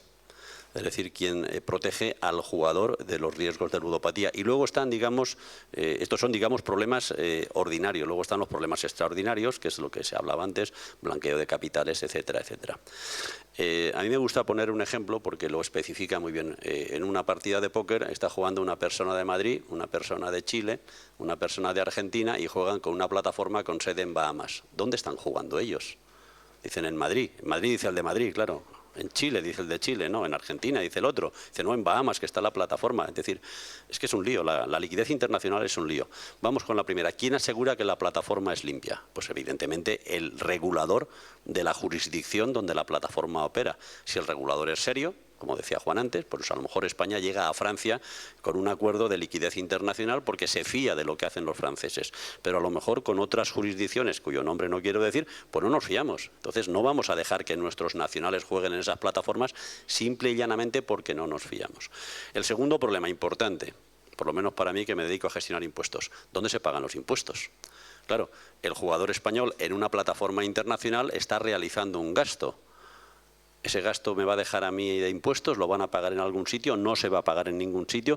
Estoy hablando de imposición sobre el juego, no solo del impuesto societario o de sociedades de la empresa operadora que si es no residente en España pagará en su jurisdicción. Y ya no digo nada si está en un paraíso fiscal, que es por otra parte donde suelen estar. Bien, y la tercera cuestión, ¿quién protege al jugador? En esta tercera cuestión lo importante es que saber que el único que protege al jugador es el país de residencia. Entonces, en ámbitos determinados como la Unión Europea, pues nos podemos poner de acuerdo en que España protege a los franceses o Francia a los italianos, pero a nivel mundial yo eso lo veo muy difícil. Por tanto, ante la falta de resolución de estos problemas, ¿qué es lo que está pasando en general? Que se corta la liquidez internacional o se sujeta a convenios bi o tri o multilaterales de personas conocidas. Eduardo, en el contexto de las conversaciones que estáis teniendo y que habéis contado esta mañana, ¿este es un tema que estáis planteando en un momento dado? Son las mismas condicionantes, o sea, lo que nos preguntamos, ¿no? Todo lo que dijo es evidente. La preocupación es esa, ¿no? Es necesario en esta industria del juego online tener inclusive hasta convenios con otros estados o con otras jurisdicciones, bajo esa perspectiva que él dice, ¿no? A ver, hay jugadores en Bolivia que utilizan su tarjeta para jugar póker en los Estados Unidos, ¿no? Entonces, ahí, por ejemplo, nos preguntamos dónde se ha producido el hecho generador, ¿no? ¿Y quién va a cobrar el impuesto?, ¿no? Entonces, esa cuestionante nos hacemos, ¿no? Ya, y el régimen sancionador, por ejemplo. Nosotros estamos tratando de evitar el juego ilegal. Si yo quiero sancionar a esta empresa que no tiene una licencia de operaciones en mi país, ¿cómo lo hago efectivo? Voy a tener una mora que no la voy a poder cobrar porque no lo puedo ejecutar a esta persona que su servidor está en otro país, ¿no? Y hay flujo de divisas, de capital y demás cuestiones dentro de mi país. Entonces, hay varios de estos aspectos que realmente son preocupantes, ¿no? Y que se tienen que establecer normas claras y, como digo, ¿no?, tratar de ayudarnos entre países, entre jurisdicciones, para poder evitar un poco el juego ilegal, por un lado, y por otro lado también dar garantías suficientes para que la actividad se desarrolle con normalidad, con transparencia, y que a esa persona que es el jugador, ¿no?, darles las garantías necesarias para que él pueda desarrollar esta actividad de forma segura, que no sea timado, ¿no?, que no tenga miedo poder jugar, ¿no? Y que el premio que gane sea efectivo, ¿no? Eso es lo que como órgano regulador nosotros tenemos que dar. Yo pensaba un poco en el ámbito de, que vamos a poner el ámbito supranacionales, quizá en la Unión Europea uno puede llegar a pensar que en general hay otros mecanismos ya existentes de liquidación tributaria conjunta mediante ventanillas únicas, por ejemplo, en el ámbito del IVA hay algún tipo de ventanilla única, para negocios online también, porque si nos vamos exceptuando la cuestión de la seguridad del consumidor, etcétera, y otros aspectos, en el ámbito meramente tributario, que es una preocupación, eso nos pasa también cuando consumimos servicios online con otros proveedores que no sabemos dónde están. ¿Dónde se recauda el impuesto sobre el consumo? Por ejemplo, el IVA, ¿no? Ahora se va a cambiar la normativa, en 2015 se va a tener que recaudar, por ejemplo, si yo desde España consumo cualquier servicio electrónico, tendré que pagar el IVA. ¿Cómo se va a fiscalizar eso? Pues el juego es una parte importante del consumo, pero el consumo online en su conjunto yo entiendo que es mucho más que el juego, ¿no? Entonces quizá también ahí hay posibilidades. Y entrando en detalles también de juegos que sí que probablemente todos entendemos que una liquidez internacional pues los permite o los potencia, como pueda ser el póker, normalmente ahí lo que es la casa o la plataforma, ¿no?, se lleva una comisión del ganador, ¿no?, del jugador que gana. Bueno, pues ese jugador que gana es el que está comprando el servicio y ese jugador pues tiene que pagar el impuesto como si estuviese comprando un servicio online, ¿no? Es decir, sí que se pueden existir, y de hecho existen ya algunos mecanismos que puedan permitir ese aseguramiento de recaudación o de tributación, más allá, lógicamente, de los otros aspectos que también, lógicamente, tienen que ponerse en cuestión, pero que muchos de ellos son comunes, ¿no?, al negocio online, hablando de eso, quizá. Miguel. En ese sentido, sí. yo, un poco por tu inquietud, ¿no, Eduardo?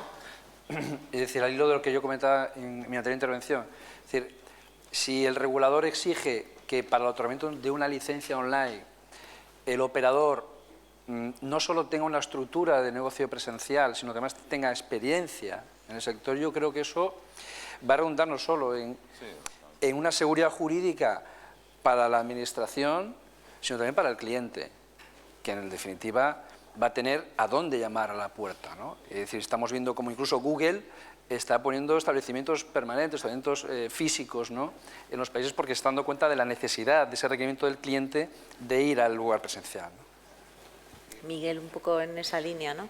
Los cambios normativos que se han producido en el mercado británico, que yo creo que es el mercado modelo, ¿no?, del tema online y que ya está fijando punto de consumo, ¿no?, como referencia.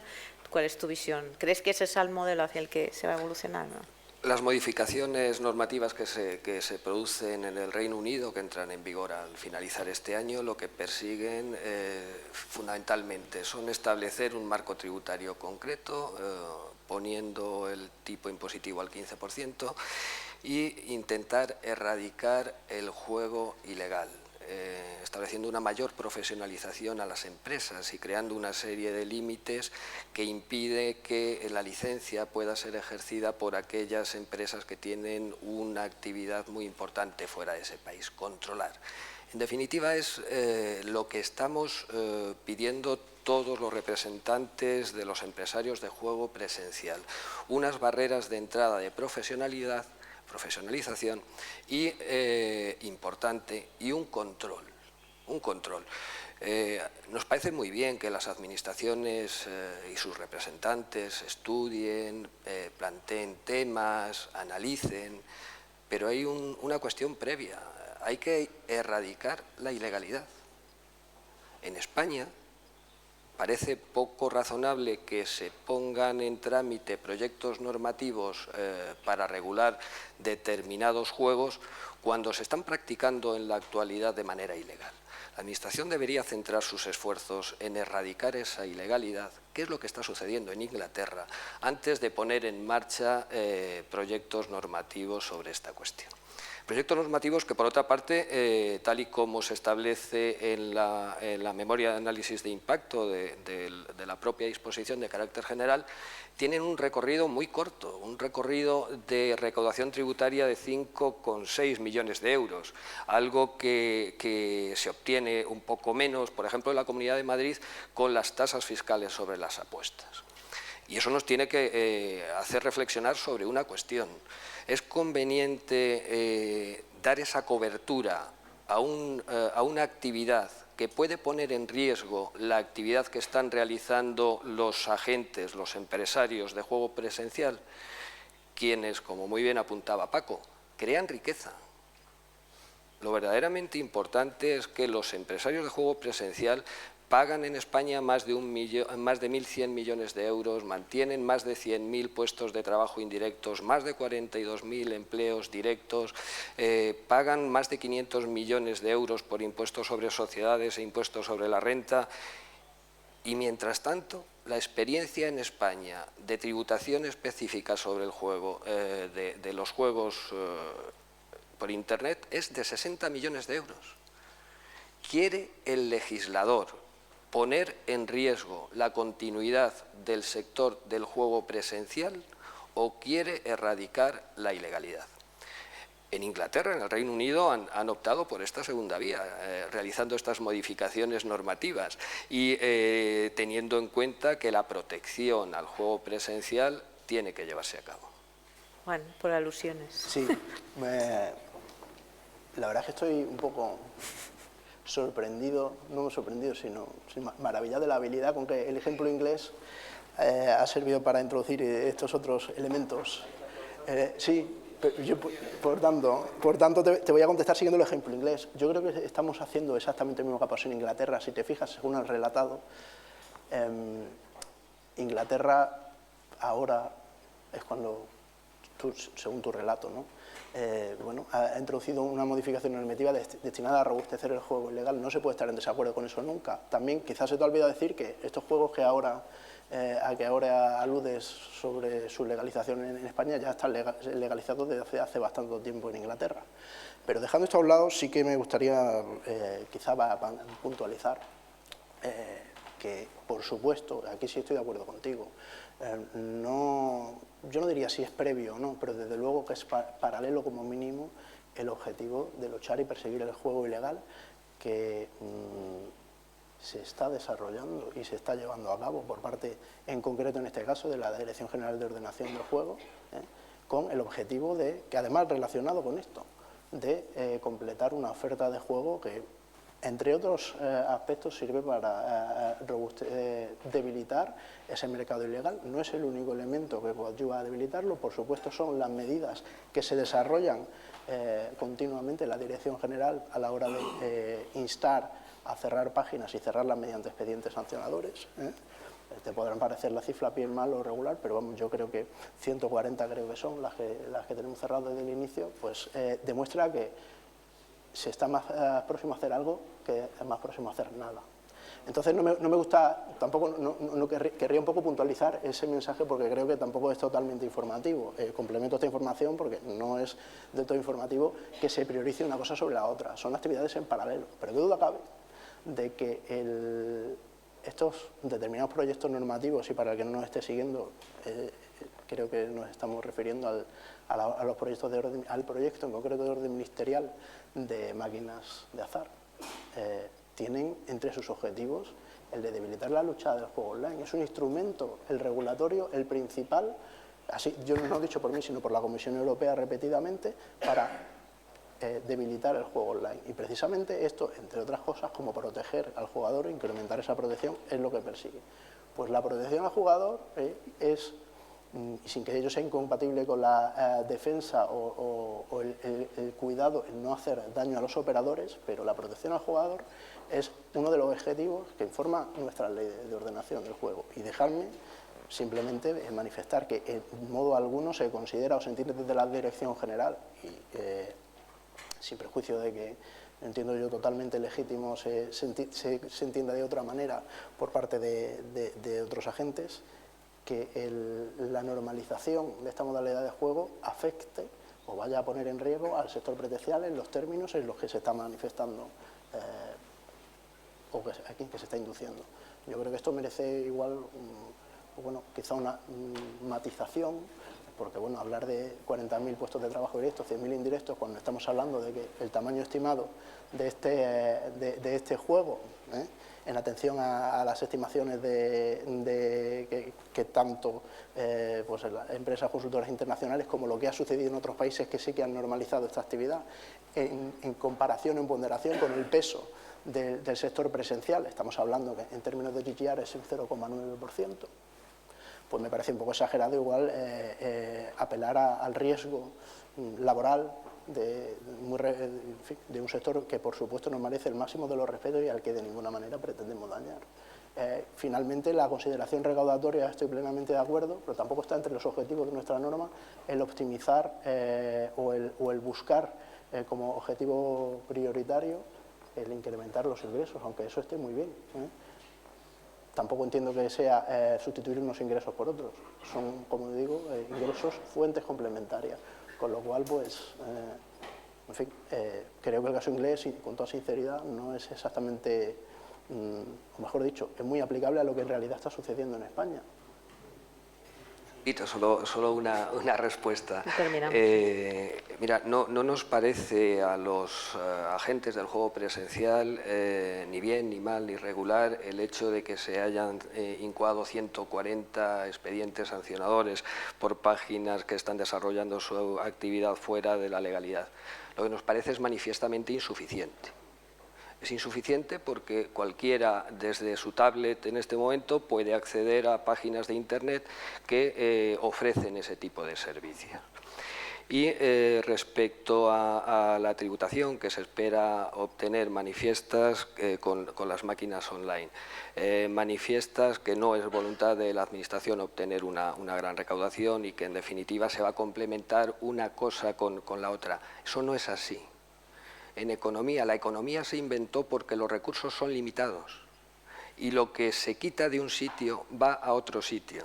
Eso es un principio económico que podemos debatir hasta la saciedad y está claro que se puede quitar del juego presencial para dedicarlo a actividades distintas. Sí, y terminamos para dar sobre turno. la primera cuestión, estoy totalmente de acuerdo, estamos de acuerdo, es insuficiente, lo es, por eso, entre otros motivos, desarrollamos esta iniciativa. Eso es suficiente por principio, porque el paradigma del juego online no es el mismo que el del juego presencial. En segundo lugar, en la economía, yo también creo que existe el efecto sustitución, que es al que tú apelas, y el efecto creación de renta. Y la evidencia que en la memoria de análisis de impacto normativo ahí está, nosotros hemos manejado, y a falta de que se nos ponga de manifiesto otra evidencia, que por cierto es nacional y comparada, no evidencia un efecto claro sustitución, sino un efecto creación. En este producto y en otros, como pueden ser las apuestas deportivas, en los que el auge del juego online, y en particular de las apuestas deportivas, y aquí sí hablamos de un trozo muy importante, de una porción muy importante del juego online, cercano al 50%, no ha impedido que prolifere desde un punto de vista presencial, que florezcan este tipo de negocios. Entonces, distingamos el efecto creación de la sustitución. Tenemos 5 minutos y para dar paso un poco a las preguntas. Sí, pero os pediría ya pero que cerremos. necesito terciar en este tema porque estamos hablando de juego presencial, que es la responsabilidad de las comunidades autónomas, y de juego online, que es del Estado. Y yo creo que, tal como soy, como estamos en la actualidad, juego online y juego presencial son dos modalidades distintas. Por irnos directamente a los slots, que es de lo que estábamos hablando. En los slots, en las máquinas tragaperras, en los slots que se juegan en bares, hay una regulación exhaustiva, fundamentalmente de apuesta máxima, que no supera €1, y de premio máximo, que no supera 500 euros. Ninguna de esas normas se da en los slots online, donde la apuesta es la que el operador quiera poner, y si no quiere poner límite, no habrá límite, y los premios serán 20, 30, 40, 50.000 euros, o lo que el operador quiera poner. Por tanto, y no digo que tenga que ser así, digo que es así. Por tanto, es imposible que dos actividades con una regulación tan dispar puedan competir, simplemente porque hay una que está en manifiesta ventaja frente a la otra. Dicho esto, creo que hay otro elemento que es importante, y es que yo creo que el juego online per se per se no pone en riesgo al juego presencial. El juego online es una actividad que seguramente durante los próximos años, no sé cuántos, pero los próximos, tendrá un carácter minoritario. No iba a decir un carácter minoritario, que será pues el 10, el 15% del juego presencial y no más. Pero sí hay un elemento ahora que a mí me parece que es el auténtico peligro, y es los tótems. Es decir, yo creo que el auténtico peligro en estos momentos, y allí donde todo lo que se está diciendo aquí puede ser verdad, en concreto lo que decía Miguel, es si permitimos que mediante la instalación de tótems o de terminales tontos, para entendernos, se pueda jugar presencialmente al juego online. El juego online, tal como está configurado en la mayoría de los países del mundo, es un juego no anónimo, es un juego que requiere una cuenta personal, que requiere una identificación, que requiere. El juego presencial normalmente es un juego sustancialmente anónimo, o sea, nadie sabe quién se gasta 10 euros en una máquina tragaperras en un bar, ni siquiera quien juega a la ruleta en un casino. Bien, lo que no podemos es creo que no podemos como reguladores, porque simplemente, digamos, el choque sería tan brutal que ahí sí que creo que el juego presencial sería barrido. Es decir, dejar que el juego online se convierta en juego presencial mediante el uso de tótems. Seguramente habrá más ejemplos. Hasta donde yo conozco, el más significativo es Italia. No lo regularon, lo permitieron, fue un desastre, lo quitaron. Yo creo que ese es un problema auténtico en estos momentos. A mí el juego online no me preocupa, aunque es verdad que puede haber efecto sustitución y también efecto generación, como decía Juan, pero sí me preocupa y mucho que por un desliz de los reguladores o del Estado, de las comunidades autónomas, bien, de los reguladores, para hablar en términos generales, permitamos que el juego online se convierta en juego offline mediante la utilización de este tipo de mecanismos. Eduardo, ¿querías decir algo y terminamos? Para terminar, es indiscutible de que el regulador tiene que tratar de utilizar políticas para tratar de controlar el juego ilegal. Pero de acuerdo a lo que hemos visto, no existe una receta que va a dar efectivamente 100%, ¿no? Ayer hablábamos y digamos, bloqueemos esto, hagamos esto, y había mucha discusión con referencia a eso. Eso no te va a dar, no es factible, se va a entrar por este lado. Cuando el juego ilegal quiere ser ilegal, lo va a hacer. No se va a dar modos para hacerlo, ¿no? Pero sí tenemos que tener esa conciencia, los reguladores, de que utilicemos todo lo que tengamos en las manos para poder tratar de que esta ilegalidad, minimizar en lo máximo, aunque parezca irónico, es el juego ilegal, ¿no? Y tratar de que el juego presencial y el juego online entren en igualdad de condiciones, ¿no? Eso yo creo que sería lo más importante. Pues muchas gracias a todos. Ahora os pediría al público si tenéis preguntas. No tenemos mucho tiempo. Perdona si te leva. Buenos días. En primer lugar, Jordi Sánchez de Solsona de CIRSA. En primer lugar, agradecer a la organización de esta cumbre, que creo que está siendo muy positivo, el intercambio que hay de opinión, no solo para nosotros los españoles, sino también en escuchar a los países latinoamericanos. Es muy breve, una sugerencia que podría decir es de que tanto para los que están regulando como para los que tenéis que regular, que no dejéis nunca de guía una palabra: equidad. Nada más. Muchas gracias. Ahí.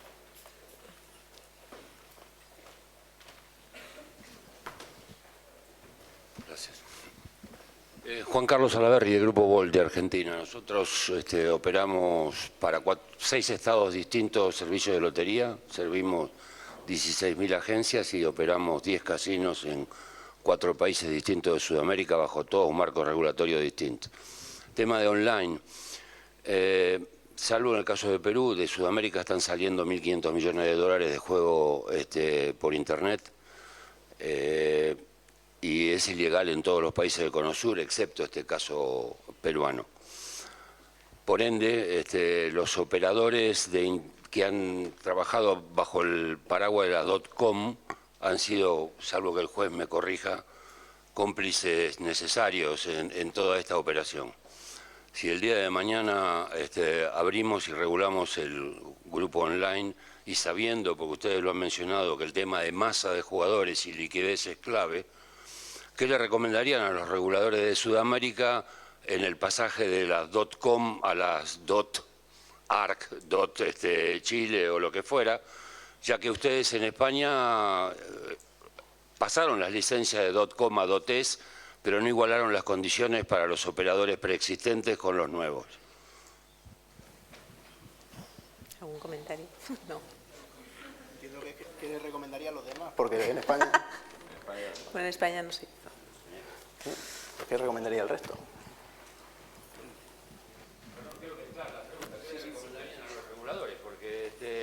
Si en el caso español tengo entendido que el desarrollo del juego online para nuevos operadores en España ha sido muy dificultoso en competir con los operadores .com y es una desventaja seria.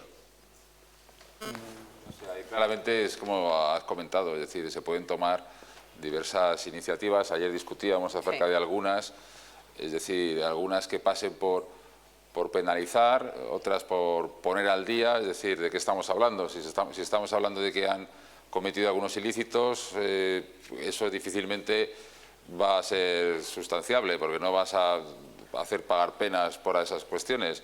Temas económicos, es decir, si ha habido impuestos que no se hubiesen liquidado, pues como en el caso español, las exigencias habidas eran de una puesta al día, que se pedían en los requisitos. El cómo se plasme eso en la práctica, pues resulta también complicado, porque todos somos conscientes de que el caso español, la normativa tal y como estaba, ha comentado Fernando, una normativa antigua basada en unos supuestos de juegos que en muchos casos se compadecían difícilmente con el juego online a la hora de calcular, de liquidar. Son opciones también. Aquí se hizo en ese sentido, puede ser una opción también, el tratar de poner un statu quo. Ahora, el tener periodos de no competencia, el prohibir, eso ya es cuestión, yo creo, de decisiones políticas, ¿no? Por otro lado, si se quiere, los operadores que existen tienen una fuerza y una posibilidad de seguir atacando el mercado desde fuera, ¿no? Si no están, como lo están haciendo ahora. No sé, eso es un poco la cuestión, indudablemente. Es ineludible el aspecto de que no podemos prohibirlo, ¿no? Que lo tenemos que regular. Es necesario eso, ¿no? Y es lo que tenemos que apuntar, ¿no? Emitir normativa que regule esta actividad. No quería dejar de contestarte, a pesar de que efectivamente la solución española ya es conocida y quizá pues era más interesante ver lo que podían aportar el resto de panelistas. Yo personalmente tengo que decir que me queda un poco lejana esa contingencia en la medida en que llevo poco tiempo en la subdirección, en la dirección general, pero sin perjuicio de ello sí que puedo decir, y es una opinión estrictamente personal, que reconociendo la dificultad del ejercicio, evidentemente ha de aspirarse a, pues lo que ha mencionado el compañero de CIRSA, equidad, pero sobre todo ha de aspirarse a que dentro de unos años esos reguladores puedan decir lo que el compañero responsable de Perú en una mesa anterior ha dicho. ¿Volvería usted a hacerlo? Sí, volvería a hacerlo, porque el objetivo es regularizar la situación. Yo creo que puede haber distintas soluciones. La española es un ejemplo, y los ejemplos están ahí también para ser analizados en lo que funcione y en lo que no. Si cualquier regulador considera que ese ejemplo no es estrictamente extrapolable, pues ahí tiene un ejemplo. Sí que la voluntad es inequívoca de que funcionase esa regulación, entendiendo por desventaja, que no sé si es una palabra que ha utilizado usted expresamente, pero que podría entenderse, perdóneme si no aludo a la expresión literal, entendiendo por desventaja no que todas pongan el contador a cero, sino no hacer una penalización excesiva o una penalización que impida el propio objetivo de la medida de regularización en atención a la operación de esos agentes en el pasado. Yo entiendo que ese objetivo podemos discutir si, yo no lo voy a hacer, pero podemos discutir si verdaderamente esa medida ha sido capaz de conciliar perfectamente todos esos aspectos o no, pero creo que es indudable que se busca y se buscó, y el mismo objetivo que el responsable peruano, lo siento volver a aludir a él, lo ha dicho de manera muy gráfica. ¿Lo volverías a hacer? Sí. hay que regular, hay que regularizar, y parte de ese proceso pues incluye pues la toma de determinadas decisiones. Y, en fin, esto es lo que quería decir. ¿Más preguntas? Eduardo Morales, soy consultor de juego online y offline. Creo que el problema de la regulación, no sé si eso tiene alguna extrapolación para los reguladores iberoamericanos. En España no es tanto las competencias asumidas por las comunidades autónomas, sino la forma en que se está estableciendo los criterios técnicos y requisitos de los productos que se operan. Es decir, no se puede tener unas condiciones distintas para un producto. Es como si los coches que se fabrican en Barcelona fueran distintos a los que se fabrican en Madrid. O si para conducir un coche en Barcelona o en Madrid o en Guadalajara tuvieras que tener unos permisos distintos. Yo creo que, siendo prácticos, lo que habría que buscar es la equiparación de las características técnicas de los productos, para que los operadores puedan operar el mismo producto en todas las jurisdicciones en las mismas condiciones. Y me refiero no solamente a las características técnicas y los requisitos, sino también a la fiscalidad. Es decir, que no hay una fiscalidad, aunque eso evidentemente entra más dentro de la competencia y de los objetivos fiscales de cada una de las comunidades. Pero fundamentalmente yo me refiero más a la parte que más le toca al operador, que es que la logística y la operativa del producto, y a los fabricantes, que han de hacer en España, un país que tiene 17 más 2 jurisdicciones, a veces hasta 8 o 9 homologaciones distintas para poder equiparar un producto y poder lanzar. O a veces no le vale la pena sacar un producto para una comunidad autónoma como es La Rioja o Cantabria, porque no tiene un consumo suficiente de producto y, por lo tanto, ¿para qué van a desarrollar un producto para esa comunidad? Eso es muy sencillo. Es decir, lo demás entiendo que las comunidades autónomas tienen que tener su jurisdicción en relación a la regulación, y eso no le quita ningún tipo es ponerse de acuerdo, y igual que ahora cuando han tenido que cambiar características de máquinas, desde que empiezan en una comunidad, pongamos Cataluña, hasta que terminan en Extremadura, pasan 3 años. Esa unidad de mercado tan dispersa es que cuando llega a Extremadura, de nuevo va a empezar a cambiar otra vez en Barcelona, y hemos pasado 4, 5, 6, 7 años con una disparidad de mercado permanente. Eso es lo que está pasando en España. Y no digamos ahora de un fenómeno como son las apuestas deportivas, en la que para uno ejercer la actividad de apuestas deportivas ha de seguir el cumplimiento en cada una de las comunidades autónomas, a lo mejor el mismo cumplimiento que en otra comunidad. ¿Por qué no se hace una aceptación recíproca, una reciprocidad de las autorizaciones, entendiendo de que, poniéndose de acuerdo todas en los requisitos mínimos, cualquier autorización de cualquier comunidad autónoma reunirá las características suficientes de seguridad para que cualquiera de las otras la asuman como tal? Eso evita duplicidad de estructuras, duplicidad de servidores, duplicidad de inversión por parte de las empresas operadoras, y facilita la unidad de mercado, y a su vez también facilita que en el modelo de negocio que se establezca no sea un negocio disperso. Estoy de acuerdo que al final el fenómeno de las apuestas, por decir uno que está ahora muy de moda y que dentro de los 4 o 5 años se va a convertir prácticamente en el 50% del mercado del país, como ha sido en otros países donde está generando este crecimiento, lo que no puede ser es que vayan escalonándose. Después cada comunidad elige un modelo diferente, uno las autoriza para unos locales, otros para otras, eso ya depende de la potestad de cada uno, pero si se autoriza la actividad de juego, ¿por qué no aceptamos la reciprocidad de las licencias y en este caso de las homologaciones? La fiscalidad, exactamente lo mismo. Es decir, yo entiendo que la fiscalidad en el juego, derivada por el estigma que tiene el juego, si vamos hacia atrás, en la época que el juego era ilegal, cuando las bebidas, la ley seca y todo eso, todo viene de ahí. Es decir, el juego tiene una estigmatización porque en su día lo operaban gángsters, pero eso ha pasado. Es decir, hoy las personas que operan juego son los mismos señores que operan cualquier otro tipo de actividad, y de hecho, operadores de juego se dedican a la construcción, se dedican a la hostelería, se dedican a un montón de actividades. Se puede hacer un análisis de cumplimiento de cada uno de los componentes de las empresas de juego sin necesidad de llegar más allá. Y la fiscalidad, por terminar un poco, el juego online no es canibalizador del juego físico directamente. Y está probado porque países con 17 o 18 años como es Inglaterra, que llevan con un juego el más liberal de toda la comunidad europea, lo han observado. El juego es complementario y poco a poco va creciendo. ¿Por qué? Porque las nuevas generaciones están creciendo con un tipo de generación electrónica distinta y de tecnología distinta a las antiguas. Y la fiscalidad del juego online no tiene nada que ver, porque el componente del modelo de negocio del juego online es completamente distinto al componente del modelo de negocio del juego físico. Nada más que eso para que lo tengan en cuenta los iberoamericanos. La próxima vez que invitamos a la mesa. Fernando, corto ya, porque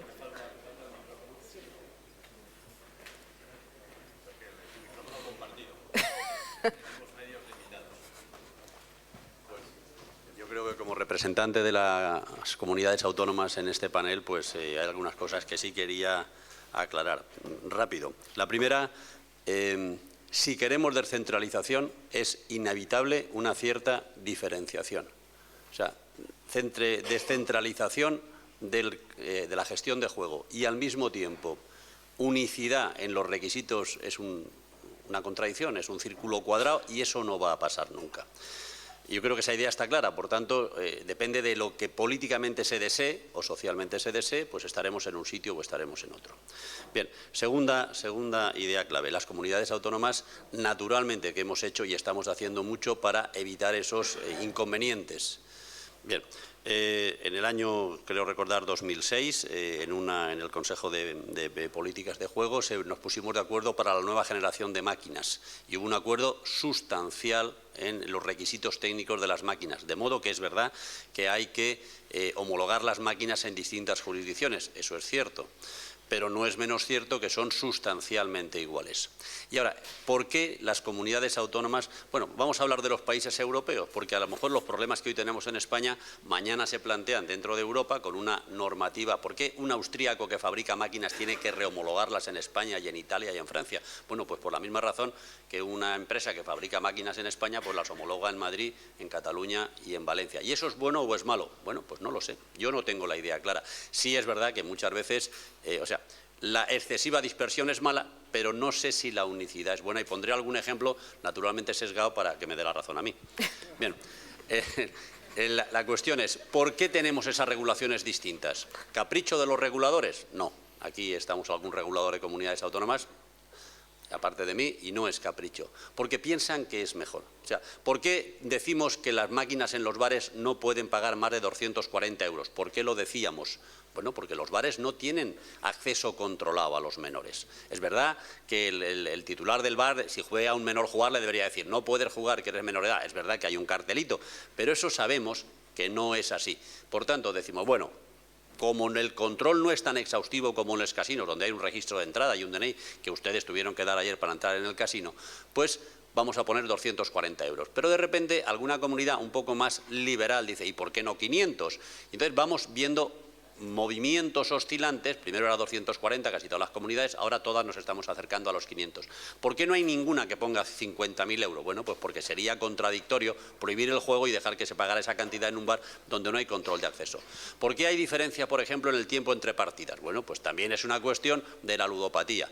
Si la partida es demasiado rápida, pues parece ser que uno se engancha, y me van a perdonar la expresión, con más facilidad. Pues hay reguladores que dicen, no, tengo que poner 3 segundos, y otros dicen, tengo que poner 5 segundos. ¿Por qué ponemos determinada memoria que sea inviolable de metrología, que recoja los parámetros? Pues por las mismas razones. Es decir, la diferenciación en la regulación normalmente lo que tiene es fundamentos o ideas del regulador que cree que así cumple mejor con su obligación. A lo mejor se equivoca, pero en principio yo no veo ahí ningún elemento de capricho. Y es bueno que la homologación en un sitio sirva para todos. Bueno, pondré un ejemplo europeo porque así me evito de problemas con comunidades autónomas. Homologar una plataforma de juego online en España, en la Comunidad de Madrid hemos homologado 3, cuesta varios millones de euros. Todo el mundo sabe que hay un país en Europa, que es de la Unión Europea, que por 40.000 euros te dan todas las licencias que quieras. ¿Es bueno que una homologación de 40.000 euros tenga vigencia en todos los países europeos? A mí no me lo parece. A mí no me lo parece en absoluto.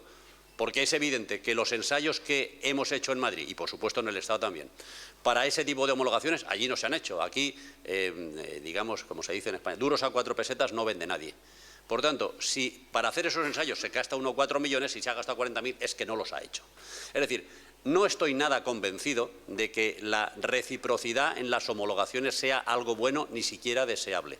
Sí es verdad que el reconocimiento mutuo de los ensayos, y eso ya lo hacemos porque las empresas que realizan ensayos son empresas homologadas a nivel nacional y a nivel internacional, el reconocimiento mutuo de los ensayos me parece que es algo fundamental y además lo estamos haciendo ya. Pero el decir que esta máquina está homologada, vamos al ámbito europeo, en Finlandia puede operar en toda Europa, pues yo no estoy seguro de que eso sea bueno. No por Finlandia, sino porque hay otros países que no son Finlandia. En definitiva, yo creo que este es un tema muy delicado, que es verdad que la descentralización da lugar a una dispersión normativa. También es verdad que las comunidades autónomas hemos hecho muchos esfuerzos, como en su día harán los países europeos o los países de alguna agrupación en Latinoamérica o en Iberoamérica. Es verdad que ese tipo de convergencias lo estamos haciendo de motu propio, pero yo creo que la delicadeza de la materia pues justifica el que haya reguladores que por su propia responsabilidad crean que deben exigir algún requisito adicional. Cortamos ya. Muchísimas gracias a todos. Y bueno, no da tiempo.